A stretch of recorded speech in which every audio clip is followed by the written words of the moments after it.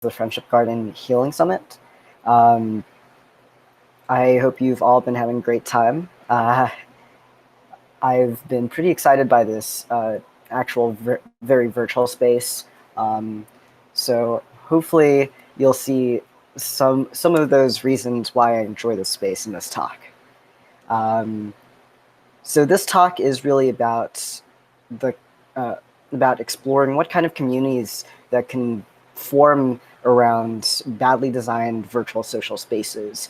Um, Things that are often seen as bad design or bad decisions by the developers of various virtual social spaces, and how they can actually contribute to people finding their own identities, exploring themselves, and finding communities where they can actually thrive. So this talk is going to start being a bit personal. So I kind of want to start off talking about a little bit about who I am. So who am I? In the broadest terms, I'm a designer. That's actually my job title at work, which is the most generic thing. And I try not to limit to myself too hard by that. I like to design for a wide range of mediums. And yeah, I'm a designer that's just spends a lot of time thinking about digital social interactions. I um, I currently work at a VR AR company called Within. Some of our work includes Wonderscope, which is an AR storytelling app for kids. And it allows stories to come to life in their social spaces. So whether that's in their bedroom or in their garden, at school, wherever it is, animated characters can come to life and tell their stories. We have also released a VR fitness game, which has recently been released called Supernatural, which is a little bit less about the stories, but more about kind of immersing people into an environment where they feel more comfortable exercising in ways that they would not necessarily feel comfortable exercising otherwise. We've also done things like 360 video apps, a music making app called Lamb Child Superstar, where you play as a lamb that kind of sets instruments in motion, and all the instruments are made up of cute, furry animals.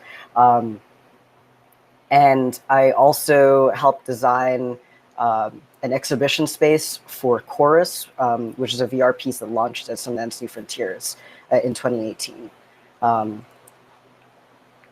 The other kind of stuff that I've been doing outside of my work at Within, I've been kind of making prototypes about avatars in VR. I worked on Oculus Media Studio, which helps people kind of disseminate their 360 video work through Oculus's platform. I've written articles on how to design for social VR spaces for virtual reality pop. And my thesis for my undergraduate degree was all about my digital life and exploring how to talk about our digital selves. So a lot of people will start to wonder, like, how did you get into designing for VR? It is a very new medium. This is actually my first job right out of college. So it's a new field. How did I get interested in it? And how do I learn skill sets that are useful in designing for it? And kind of how do I put myself in a position where I feel like I can actually contribute to these kinds of things? And the best answer I can give is that I started designing things because I want to design social media profiles for my own online personas. These are some pretty embarrassing photos that I don't usually show. So these are photos of me and my past work, probably from the early 2000s, if not from earlier. And yeah, so this was me. I had my own online persona. But this talk isn't just about designing for our own personal spaces, but also about how online social spaces can be designed to affect our behavior. Whether it's the latest social media privacy scandal, the latest influencer drama, or whatever research study there is showing the negative impact of being connected all the time, which is even more prevalent in this time where we're dealing with COVID and everyone's at home. There are plenty of news articles about how the internet has kind of ruined our lives. And my mom does agree with these sentiments. She blames a lot of our differences on my usage of the internet. This quote is a direct quote from one of the emails that she sent me. However, I kind of want to flip the narrative a little bit and talk about how some of these bad design decisions can actually serve to improve our lives, especially if you belong to a group that is underrepresented in mainstream society. So the first thing that I'd like to talk about is anonymity. Anonymity is often seen as a big factor as to why people behave awfully in social spaces. And it usually influences things like trolling, bullying, and other negative behaviors. But I actually want to defend anonymity. In this study by GLSEN, 50% of LGBT youth report having at least one close online friend compared to 19% of non-LGBT youth. It's a common experience for LGBT people who gained access to the internet to find solace in online communities and online friends. Anonymity allows LGBT youth to explore their identity safely without fear of being outed in their physical lives. And the statistics keep going on and on about how LGBT youth use the internet to connect with other folks who may be able to speak a little bit more to their experiences. And so the internet has become such an important way for LGBT folks to find not only themselves, but to also create the safety net that helps them thrive. And anonymity plays a huge part in that. On a more personal level, anonymity was the thing that really made a difference to me when I was growing up online. So I'm trans, and it may not be completely obvious from looking at me, but when I was growing up, anonymity allowed me to explore my own personal identity in a way that was safer for me to do so. I could try on different names, different presentations, different personalities, and I didn't have to worry about like these online spaces kind of leaking out and talking to maybe my parents or my friends in my own personal space. And this is my RuneScape character. It's one of the first memories I have of introducing myself as male, because after this, I started introducing myself on pretty much every other digital platform as Zach. And all of this was before I even really knew what trans meant. I just knew that presenting as male online was way more comfortable to me. And it kind of matched up more with what I saw in my own head of who I was as a person. The anonymity of the internet allowed me to express this about myself without the repercussions of saying it out loud to my parents. And this kind of experience isn't just common, it's growing as technology improves. And you can see this in the evolution of social networks too. VR chat is a very popular online social network that you can access in VR. Pretty much like a chat room, but with 3D avatars that people can embody and kind of represent themselves with in virtual space. So in one person's exploration of their gender in VR chat, this person's name is Zambina, who is a trans woman. She uses virtual chat as a way to explore her identity and to express herself. The digital realm where her family can't see her, is a way for her to express her gender in a way that won't put her in danger. She mentions in the same article that she belongs to a family that wouldn't accept her, including her brother who looks up to her. And those kinds of pressures are pretty much in line with my own experiences of growing up digitally, and having to find my own spaces where exploration is normal and accepted. And it's not even just trans people either. In VR chats, the most common avatars are actually anime girls, even though the majority of users are male. So Michelle Cortez is a researcher at Facebook who decided to ask men in VR chat why they wanted to use female avatars. While a lot of the answers were still pretty sexist, most of them had an underlying tone of understanding gender roles and wanting a safe space to subvert them. They wanted to feel attractive or wanted, they wanted a place where it's acceptable for them to express themselves and express their emotions. A place where they could break free of the constraints of male gender expression that are placed onto them in real life or in their physical identities. The anonymity of VR chat, where they can try things on and not how it connects to how the people that they're close to sees them, gives them this space for them to try out new things. They can act it out, and it can be forgotten if it doesn't work out. However, that also brings us to the next thing I'd like to talk about, persistence, namely the persistence of your data. So if you're anonymous, there's often a chance where you can completely leave the space, and none of that will follow you. But what if we didn't want that to happen? How can we create things to be persistent? So the GDPR gives an article that gives people the right to erasure. It's the right to be forgotten. It's normally considered a very good thing. And I would agree, like, who wants to be eternally remembered for the stupid thing that they did when they were 12 years old? And these stupid things can lead them to losing out on jobs or housing opportunities or whatever it is in their future. However, the thing that I'd like to point out is that in terms of, this is kind of like a more personal approach, but what about kind of the systematic things in our society that leads things to be forgotten? From the same study as before, LGBT youth were 5 times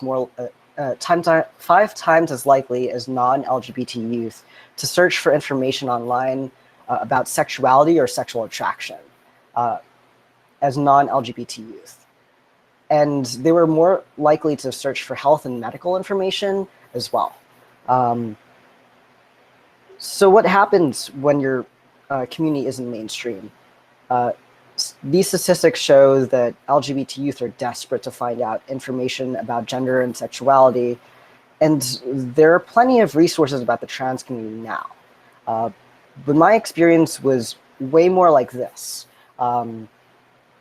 Very simple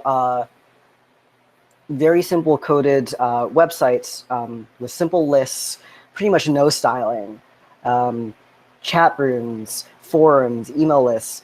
And many of these places are also now lost because they weren't archived. These are only some of the sites that I was able to find in screen cap. Most do not exist. They've been kind of lost to time as the internet has stopped hosting the sites. Servers have been shut down, whatever it is. This was all the stuff that really helped me explore my own identity.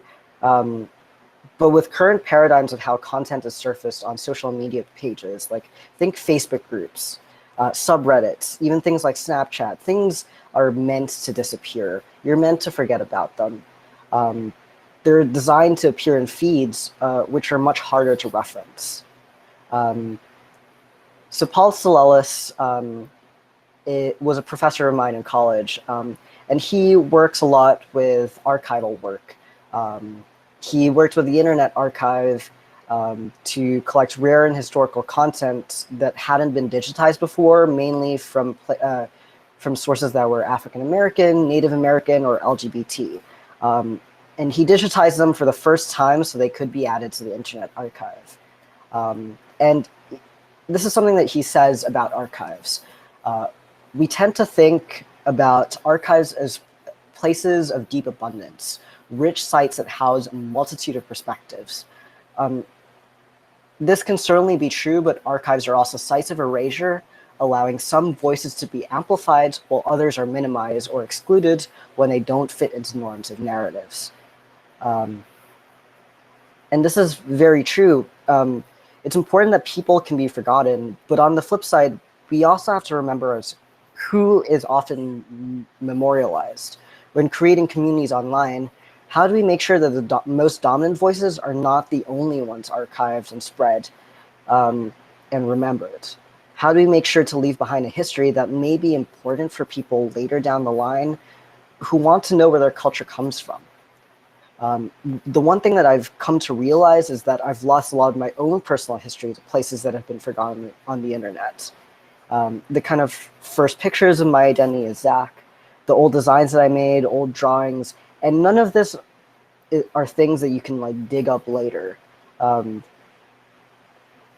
If you lose your login or the site loses funding and its domain, you ever forget that you accessed a website to begin with, or it's inherently ephemeral like chat rooms, those things are now gone.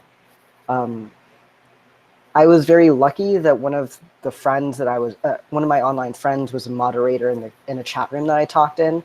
And this art piece is actually a kind of representation of those chat logs.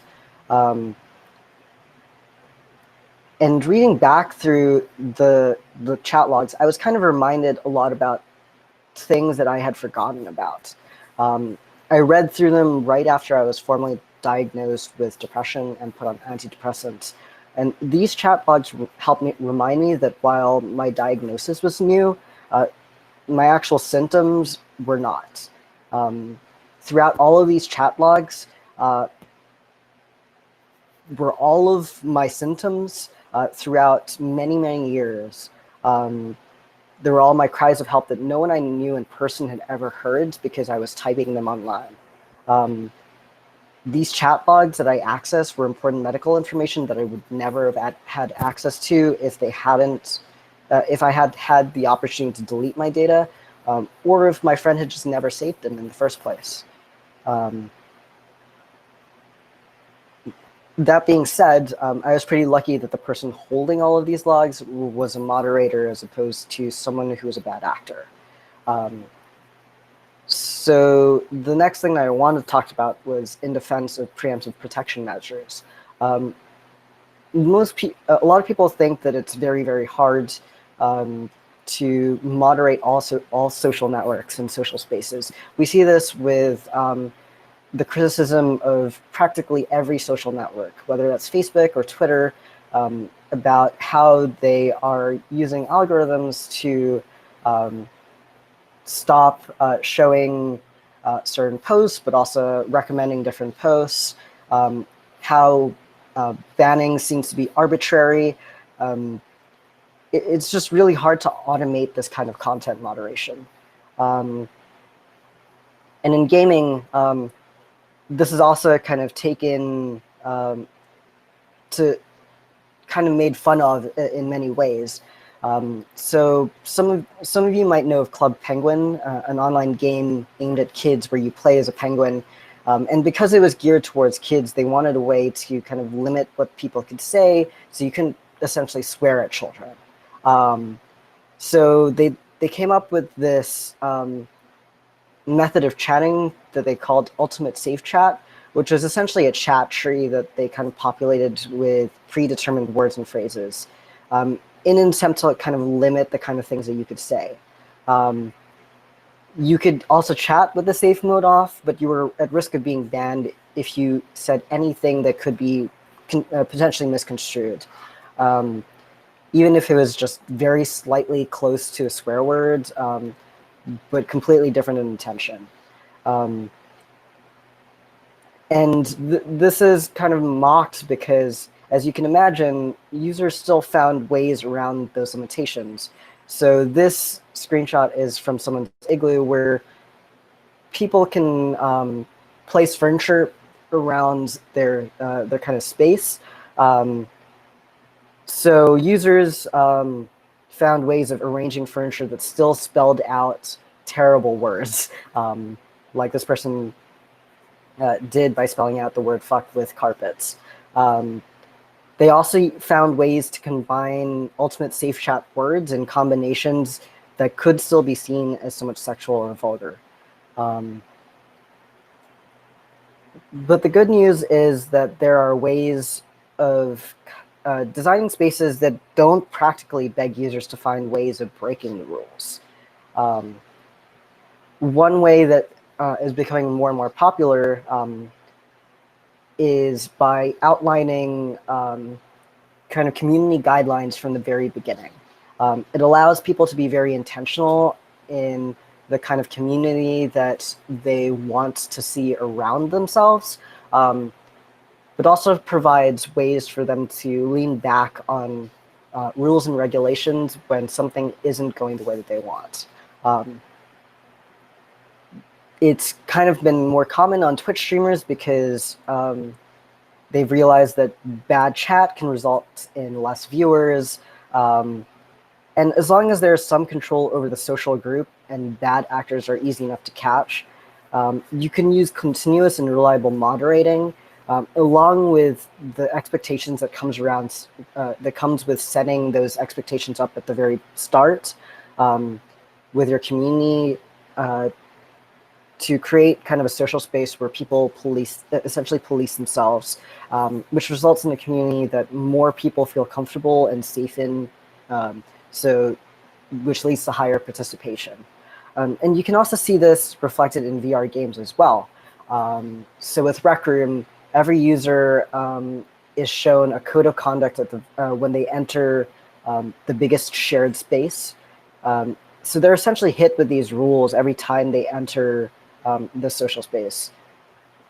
However, it's pretty apparent that there's often a lack of consistency in how these rules are enforced, especially since it's hard to moderate a VR session compared to, say, a chat room like on Twitch.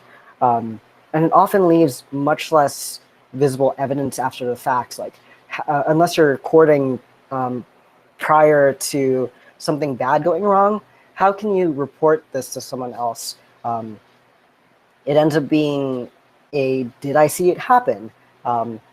If I didn't, then I don't know if it actually did. But Bianca Chiotti, who leads social at Minecraft Earth, does have a great Twitter thread that lists out guidelines and best practices about how to create a safe and healthy social community around your games.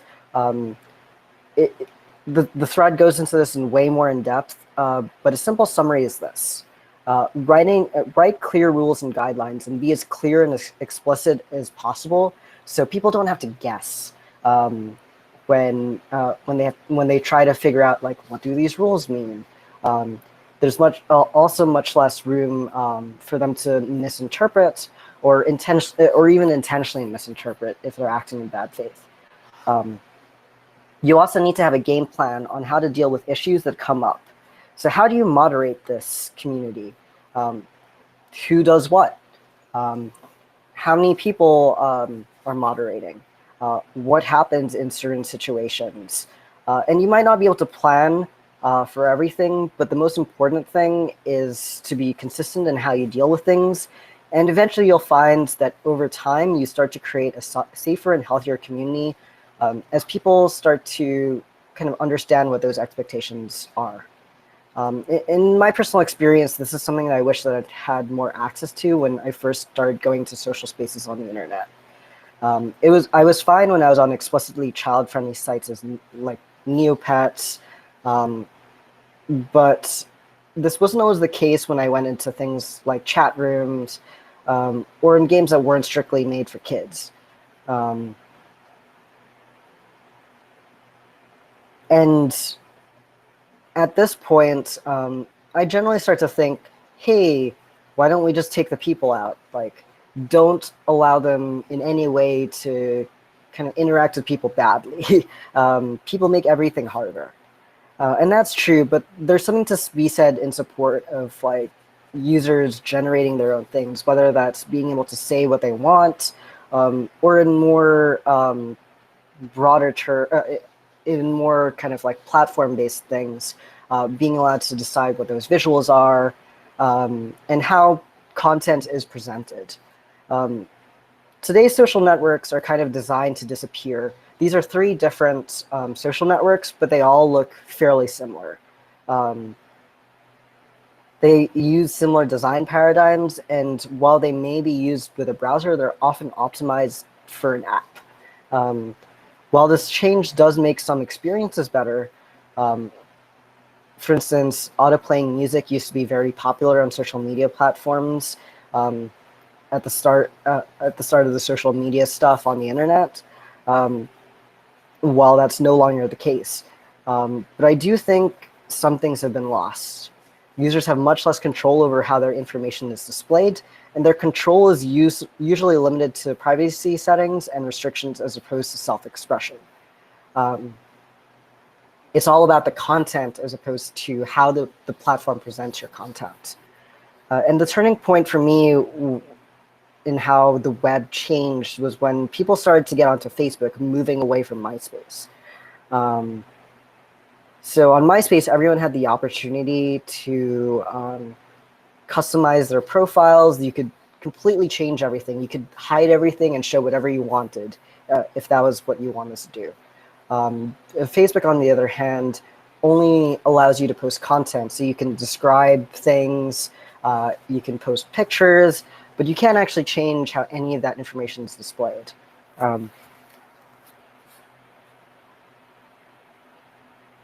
And on a more personal level, MySpace was also the place where I started to kind of experiment with HTML and CSS, kind of learning technical skills while essentially just playing around.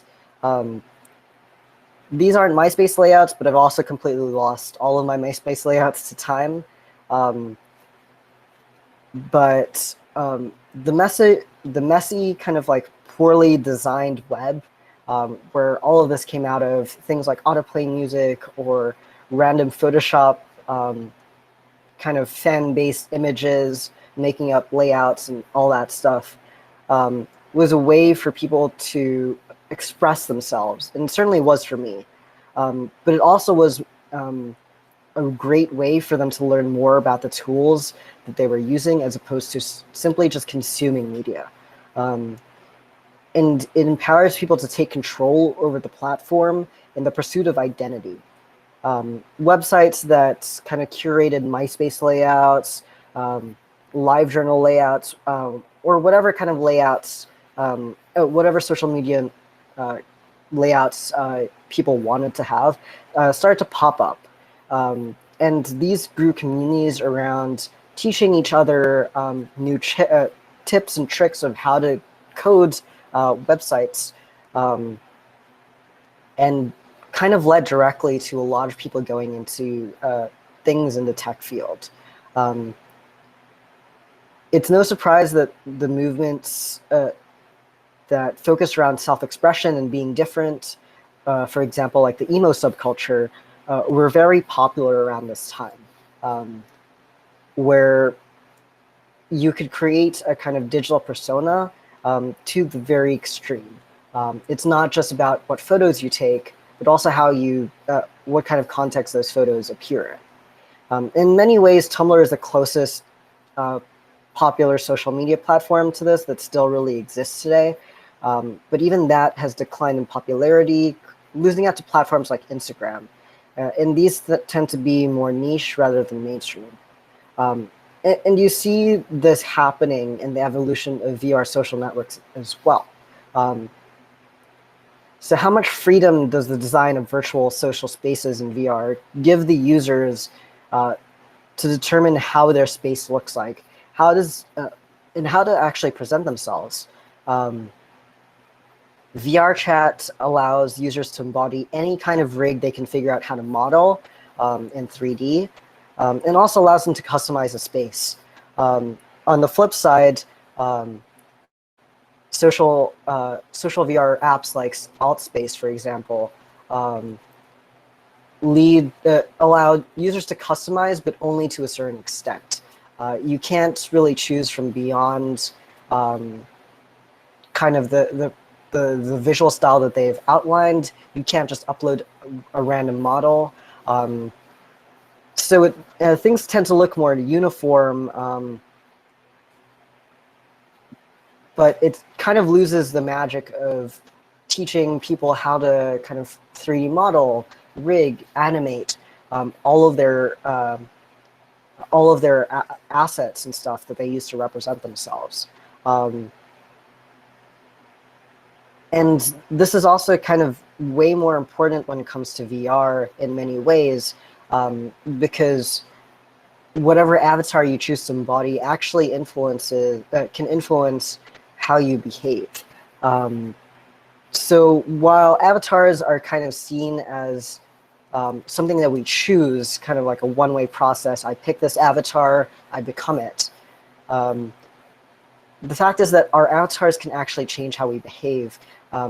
In the study mentioned here about the Proteus effect, Nikki and Balanson finds that when people embody different types of avatars that make them experience the world in different ways, it actually affects how they behave.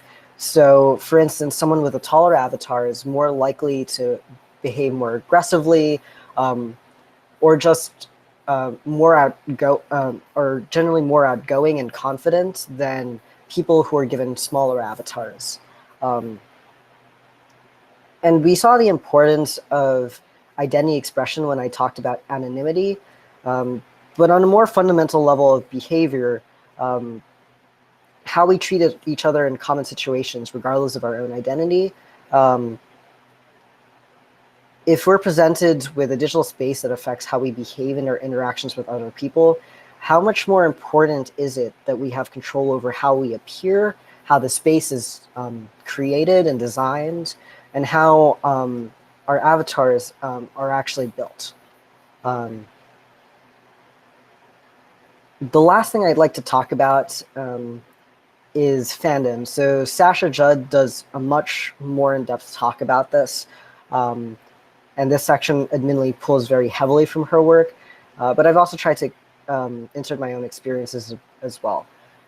So for people outside of fandom, it seems like a thing that only weird people are into. But I'd kind of like to also have the opportunity to change that perception. And this is also very important because a lot of platforms and IPs actually try to restrict the amount of fan content that gets made. Like, for example, Epic Games has a whole kind of agreement that you kind of agree to take part in if you make any sort of fan content from their work that stops you from creating anything that could be seen as obscene or sexually explicit, which is in opposite to many of the kind of like typical fandom things that are often talked about, like fanfic.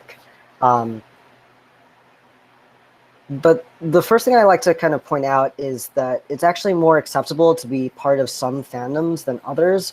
For example, sports is a very big fandom that many people are into, but isn't seen as being weird.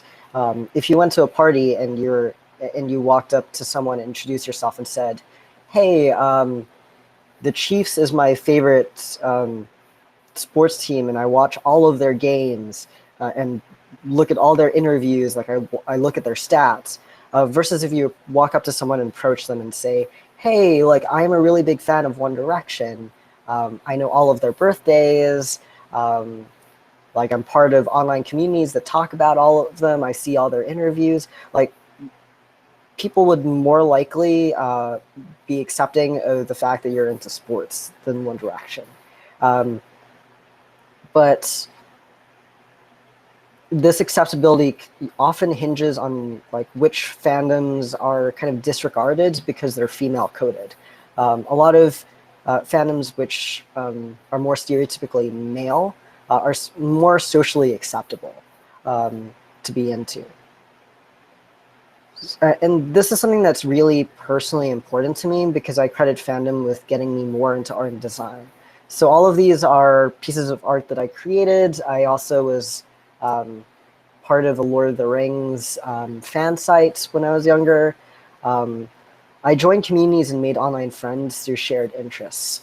I took part in a fun Hannibal-themed Christmas gift exchange, for example. People love to make things that they're passionate about, and it also makes it easier for people to get recognition for work and to create social bonds when there's something connecting you to people on a personal level. People also tend to generally be nicer when you make things about subjects that they're passionate about. So fandom was really a way for me to improve my art while meeting people who liked the same things that I did. Something that I didn't really find in my day-to-day life in high school. So online social spaces were just like a way for me to find people who are similar to me. And while fans are often the brunt of jokes, they actually care very deeply for each other and their work. Even when the platform is redesigned and the things that they love are gone, they find ways to adapt. When fans got frustrated because websites like fanfiction.net kept censoring fanfiction, they gathered and decided to create their own website to host their own fanfiction. Archive of Our Own was entirely built and designed by volunteers from fandom. And many of these volunteers learned the skills that they needed to make this simply by working on this project.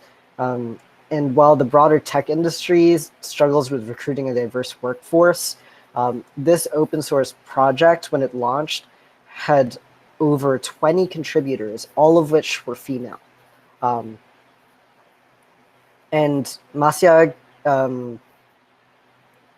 Glowski, I'm probably saying this wrong, the creator of Pinboard, tweeted out this request asking, hey, like, what are the features that you really want for when you're kind of bookmarking your favorite fanfics?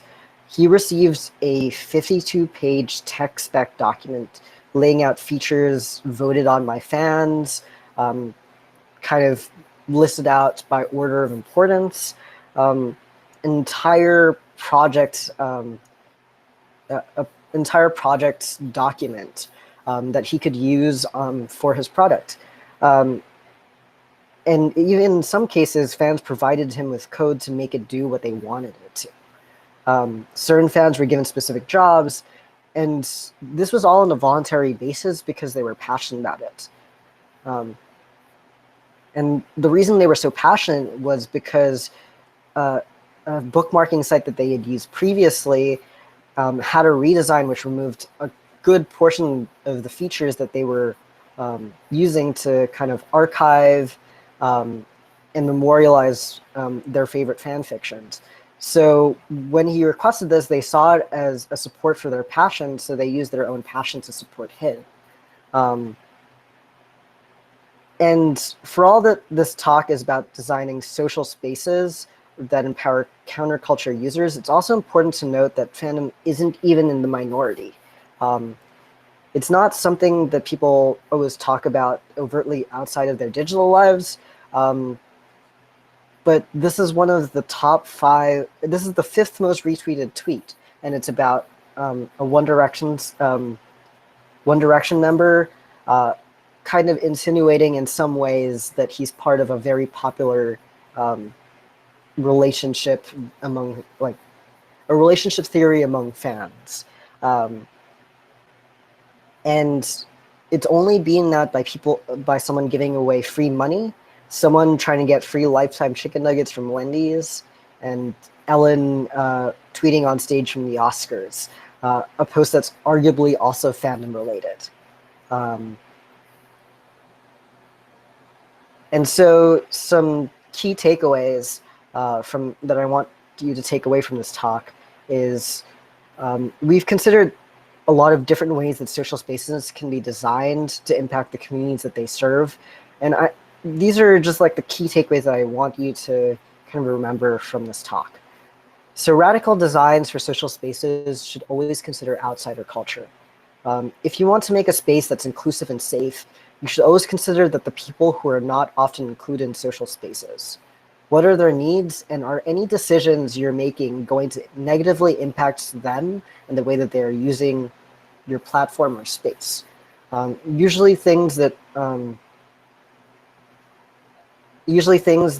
are made around decisions based around the needs of the majority, you're also taking away choices from the minority. So just keeping in mind how people who aren't necessarily your typical user that you have in your mind uses your service is important. They may even be a vast majority of your users that you just haven't identified. And designing social spaces is all about setting expectations and boundaries. And that doesn't change just because it's online. There's often a disparity between how we set up physical spaces, like conferences, where we have lists of rules and whatever, and plans on how to enforce it. But digital online spaces aren't necessarily always the same. But we should take into account that these are still people interacting. So we should still have similar rules and similar ways of tackling bad actors. But the thing that I really do want, like the top thing that I do want people to take away from this, really is that even if it's not done right, people are resilient and find ways to make their own communities, regardless of what barriers are in the way. Whether that's using tags, for example, much like Tumblr did, to comment on things without notifying the original posters, or just in the way that people really find ways to search out their communities that are accepting. People are resilient, and you can't stop them from trying to make connections with people. The best that you can really do is try to accommodate that as much as possible. And if everything works out, you end up having stories like this. So this is me and my husband. We met in a gay chat room about 10 years ago. We've been together for about 6 years and, well, 7 years. And we've been married for nearly we've been married for 3 years. 3 years. So yeah, I hope you all enjoyed this talk. And I'd like to kind of open it up for kind of talking and discussion.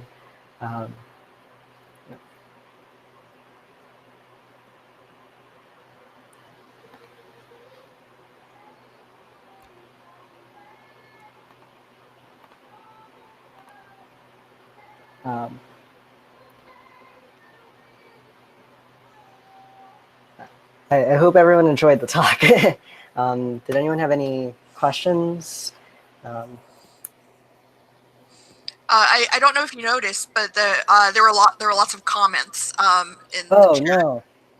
So not necessarily questions, but like commentary. yeah, I really liked your presentation. Thank you. Yeah. Oh my God, the GeoCities and free webs. I had all of those. I think Tripod was another one. Yeah, like I made a lot of fan websites. I had like so many websites. Yeah. I relate a lot to the experience of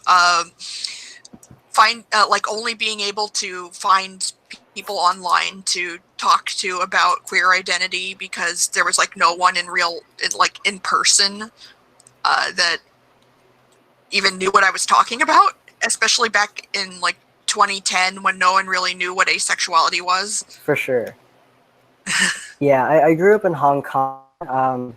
Tumblr made, yeah. I will argue that I was gay before Tumblr, but that's a whole other thing. um, but yeah, I grew up in Hong Kong, and I grew up between Hong Kong and the Philippines, and both of them are fairly conservative kind of cultures, especially socially. Um, so it was really great for me to kind of be able to meet other people, especially other people who weren't from the same place. Um, like I went to an international school growing up, but even then, like it was kind of like weird to talk about these things. So yeah, I really loved the early internet. I loved like old forums and all that stuff. Yeah, like I remember when I first started creating my GeoCity site, I was a big fan of like old personal websites from the 90s, but then I also like got into like the kind of handmade personal websites people were making in like 2005 to 2007 or so. Like they have they had a very specific look, and you seem to be one of the people who was making those. For sure, yeah, I like was all of obsessed the with them. like especially like with the airbrushed celebrity with lots of like glows and flares with like a quote coming out of them. Very specific fonts. Like Yeah. I made a zine about this. Like let me Oh grab man, a copy of this. I would love to see this zine. uh, like While you're looking for that, um, oh, it's right there. Oh my. Oh, that's wonderful. I yeah, love that font. I have a list in here of like the different fonts that I give. Like if you can see this. Oh yeah. Do you have like the dark angel font? I forget what it's called, like what the name of it is. I can't. But I'm like not everyone sure. who's like slightly emo and wanted to have like this angel devil thing, like had this very specific font.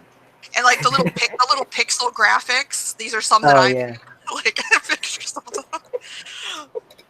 Like and the AIM icons and that sort of stuff. Yeah. But here's some of my websites, like a little screenshot of them in the zine. Yeah, I wish I could still find mine. Well, I know that my GeoCities site got backed up on one of the a GeoCities backup site.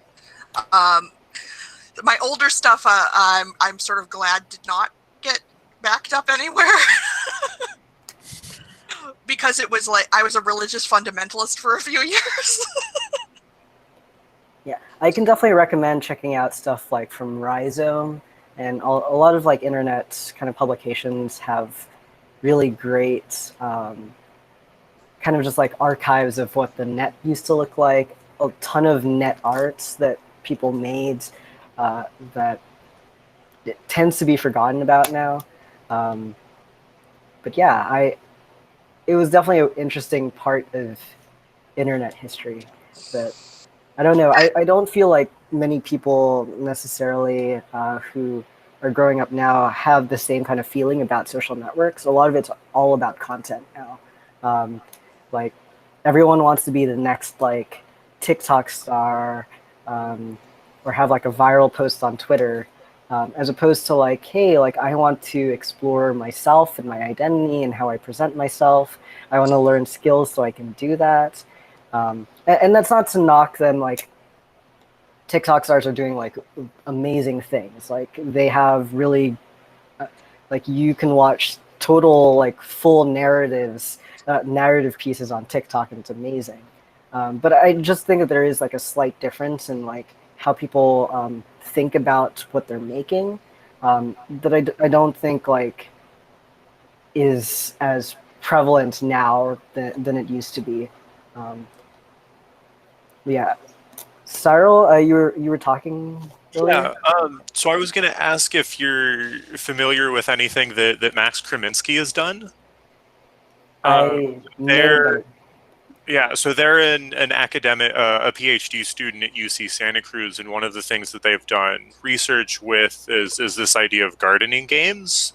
So things like Animal Crossing, where you're sort of, and Stardew Valley, where you're sort of cultivating the world around you.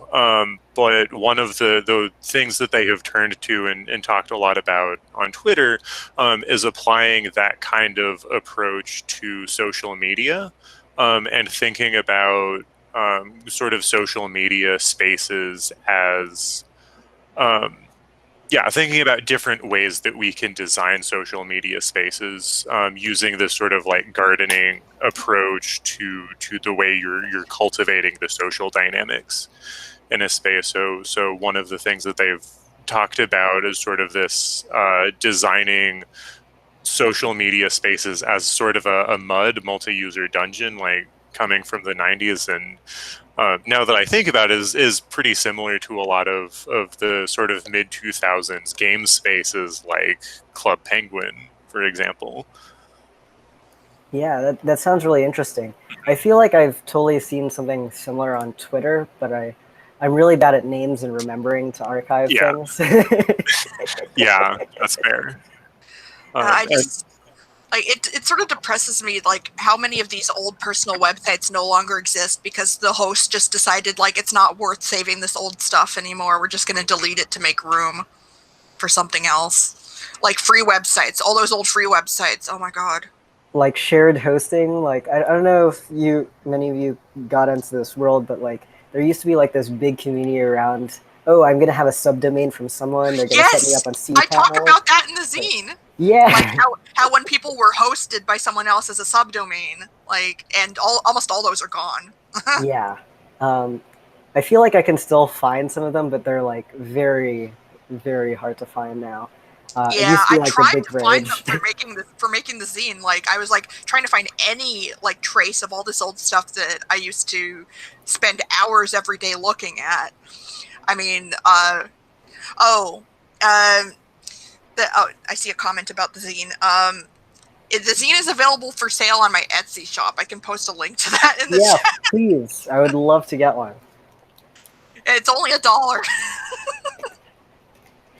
It's gonna but be $1 well spent. but yeah, so up until I was in like somewhere between high school and college, like my parents were pretty strict about not talking to strangers on the internet, and I generally followed their rules. So like most of my interactions with these sites were very one-sided. Like I was just like peering in and wishing I could be a part of their world. It was sort of lonely, but like at the same time, like I got a lot out of it. Like it inspired me to learn HTML and CSS, and I made some of my own websites. Yeah, I like to joke that Neopets. I actually joked about this at work. Like Neopets it gave me the skills that I needed uh, to code the website for one of our projects at work. So I coded the entire like Wonderscope website, which is a simple static website. Uh, but I learned all those skills on Neopets. But yeah, personal websites on the internet, and wanting to be part of that. That's why I went to college for computer science. That's why I'm Yeah, still programming to this day. yeah. I went to art school, but if I had gone to not art school, would have probably gone to CS. Um, yeah, my parents are probably very unhappy that I did not go that route. Yeah, I went to the Rhode Island School of Design, which is super close to Brown University, and you can like cross enroll and take classes. Um, I took like some CS courses there, and for the longest time, like my mom's friends were under the impression that I went to Brown and not RISD. Um, Oh, yeah. Let me post that link in the chat about the zine. And then Zach, we got about 4 more minutes for questions right now. for sure, yeah. I will. Perfect. Did anyone have any like last questions or comments or anything like that?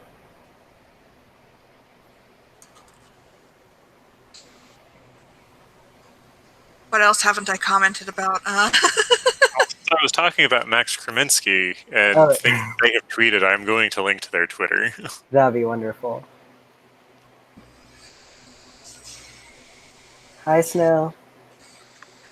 But just it's just so exciting to hear people talk about this stuff, because it's like most people don't talk about this period of internet history very often, it seems like, or at least not take it seriously.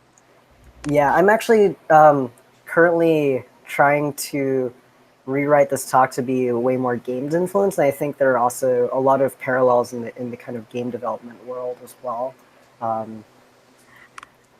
Yeah, that's like where I'm my focus is now, is like being part of like these indie game scenes that focus around itch.io and Discord servers, and especially queer people like making narrative games. Yeah, I mean, Toto's game was really awesome. Queering space time. Yes, but I'm also talking about the frog game. I'm really bad at remembering names if you can't. Tiny Rainbow Rebels. That one, Tiny Rebels, where it's like just about kind of like what kind of mood do you want to create, what kind of space do you want to make. Yeah, I think that is something that kind of gets lost in a lot of game development, where it's all about like what type of game would you like to make, a shooter, a platformer, that kind of stuff. But yeah, I may end a little early because but feel free to everyone to like reach out to me. I love chatting to people. I can link my like Twitter and website.